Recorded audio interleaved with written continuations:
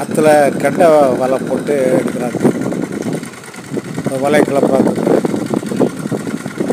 கெண்டை மீது பிடிக்கிறதுக்காக வலை போட்டு எடுத்தாங்க ஆற்றுல. அந்த வலையில் வந்து நிறைய போயா மேலே கட்டியிருப்பாங்க. கீழே வந்து வெயிட் கம்மியாக தான் கட்டியிருப்பாங்க. ஏன்னா வலை வந்து மேலே மிதந்துகிட்டே இருக்கணும். கெண்டை மீன் எல்லாமே மேலே தான் மேய்ஞ்சிட்டு இருக்கும்.